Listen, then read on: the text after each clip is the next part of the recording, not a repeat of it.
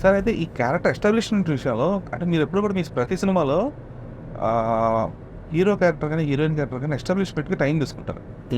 So వీళ్ళది ఫలానా ఇది లేదంటే అతని యాటిట్యూడ్ ఇది. సో ఇప్పుడు నేను శైలజలో రామ్ క్యారెక్టర్ ఏంటి సాంగ్లో ఉంటుంది మొత్తం అంతా కూడా. అవును. ఇప్పుడు ఇవే ఒక అమ్మాయి ఆఫర్ చేసినా కూడా లేదు లేదు ఇదంతా ఫీల్ అయిన తర్వాత అంటే రామ్ మైండ్ సెట్ అలాంటిది అనేది బిల్డ్ చేసుకుంటూ వచ్చాను. అవును. వర్తమాన శైలజ్ఞప్తి ఇలాంటి ఈ ఒక్క సినిమాలోనే డైరెక్ట్గా ప్లాట్ లైన్లోకి వెళ్ళిపోయారు. క్యారెక్టర్ ఎస్టాబ్లిష్మెంట్ జరగలేదు అనిపించింది. అంటే ఇది out and out entertainment base చేసుకుని వెళ్తున్నాం కదా.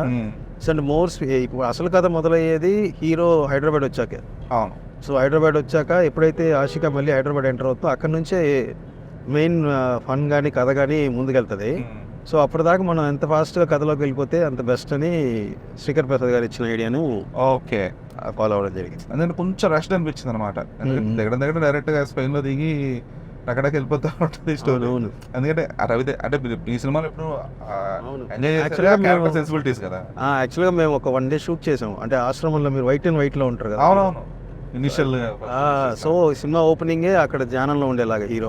ఓకే. ఈ 2 ప్రశ్నలుగా ఆ సమాధానం కోసం ధ్యానం మెడిటేషన్ అంతా చేస్తూ అక్కడ నుంచి కథలోకి వద్దాం అనుకున్నాం. ఓకే తను చెప్తున్నట్టు.